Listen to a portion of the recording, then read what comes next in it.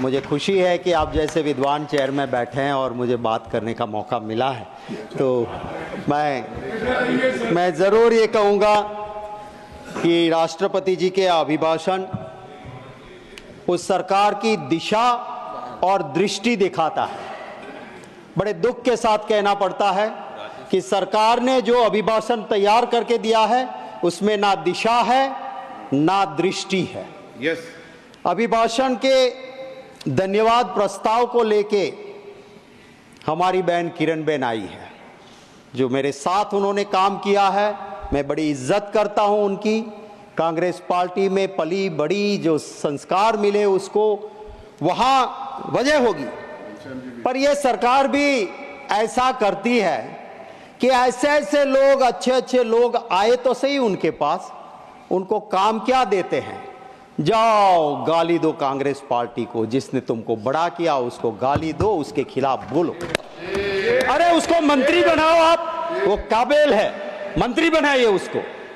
मैं कहता हूं महिला सम्मान करना है तो पहले किरणबेन को कैबिनेट मंत्री बना के देखिए आप, सिर्फ हमें गाली देने के लिए मत रखो। और जब ये लोग हमें गाली देते हैं फिर कोई ना कोई चला जाता है उसके पास और आपकी कोई उनसे लड़ाई है क्या? नहीं, बिल्कुल प्यार है, आपने कोई लड़ाई। सिफारिश मैं बड़ा सम्मान करता हूँ। सिफारिश कर दी तो मैं सिफारिश कर रहा हूँ तो सर कोई ना कोई चला जाता है उसके पास।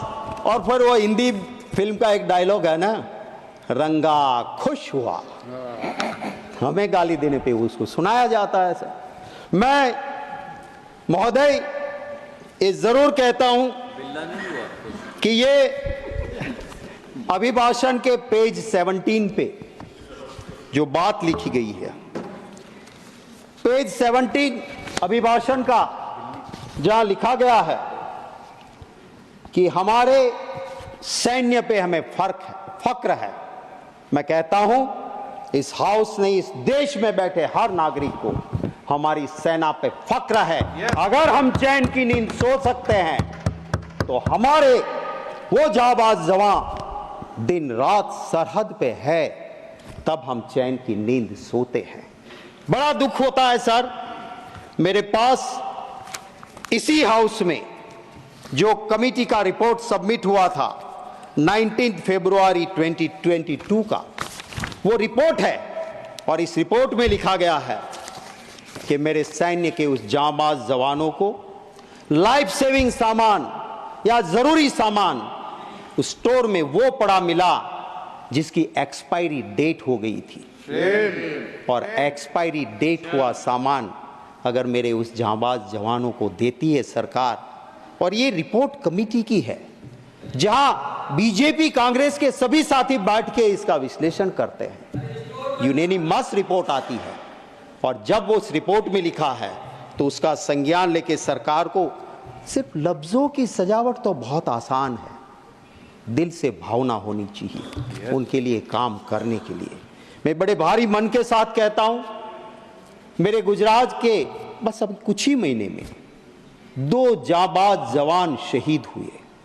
अग्निवीर था हमारा ये जामकंडोरा के हंसवड़ गांव का महिपाल सिंह, विश्वराज सिंह महिपाल सिंह सर। उसकी फौज में जिस तरह से काम वो कर रहा था, पता नहीं क्या हुआ, पास में गन की बैरल फटी, ये शहीद हो गया। दूसरा मेरा जाबाज भाई गुजरात का रोहित डांगर, भावनगर के नेसड़ा गांव का रहने वाला, पैरामिलिट्री फोर्स में, जिस तरह से उसकी मृत्यु हुई।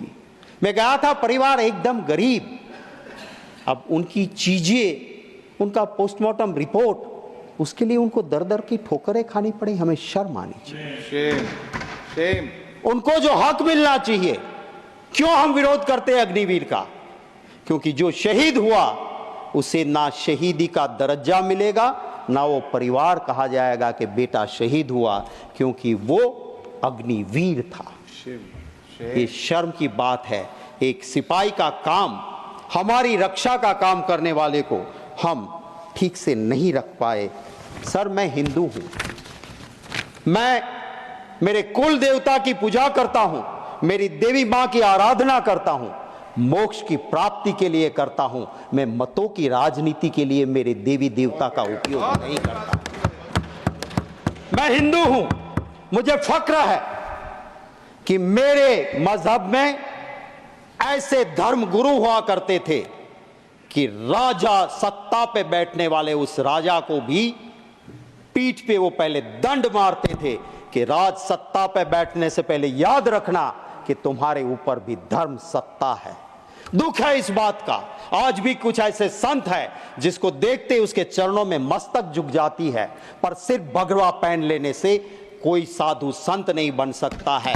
वो रावण था, ऋषि का रूप लेके सीता मैया का हरण करने गया था। उसी तरह सत्ता के हरण के लिए अगर कोई संत का, ऋषि का रूप लेता है, मुझे दर्द होता है। वो मेरे मजहब को बदनाम करता है, मेरे धर्म को बदनाम करता है। ऐसे को साधु संत कहलाने का कोई अधिकार नहीं है।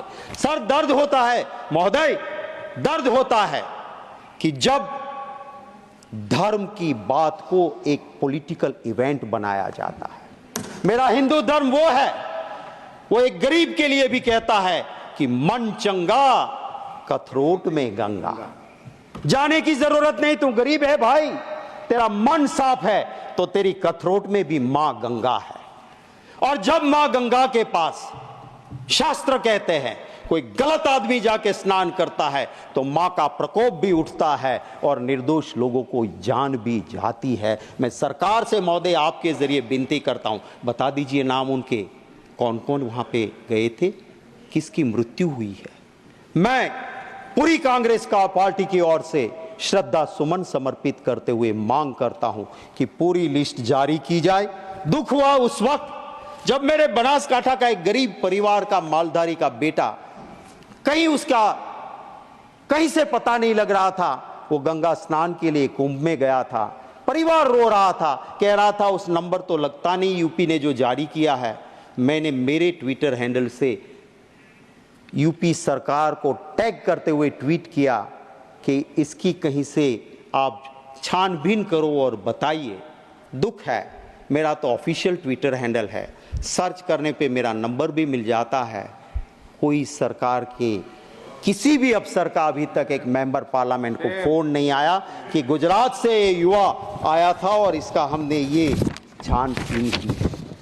राजनाथ सिंह जी भी थे वहां पे मुख्यमंत्री, और भी रहे। मैंने परसों ही यहां पे पूछा, कहा उन्होंने कि हाँ शक्ति सिंह, कभी भी वीआईपी के लिए कुंभ में कोई व्यवस्था हम नहीं की थी और कभी भागदड़ दिक्कत नहीं हुई थी। क्यों आप की ऐसे? पूरा कैमरा दिख रहा है, जैसे क्रिकेट में वो चीयर गर्ल्स आते हैं। मुझे दुख होता है, मेरे साधु संत मेरे लिए मेरे दिलो दिमाग में रहते हैं, मैं नमन करता हूं, पर सिर्फ वो कपड़े पहन के किसी वीआईपी को नहलाते हैं क्या? ये अच्छा लगता है? साधु संत का काम है क्या? दर्द होता है उस वक्त पे। जी न्यूज़।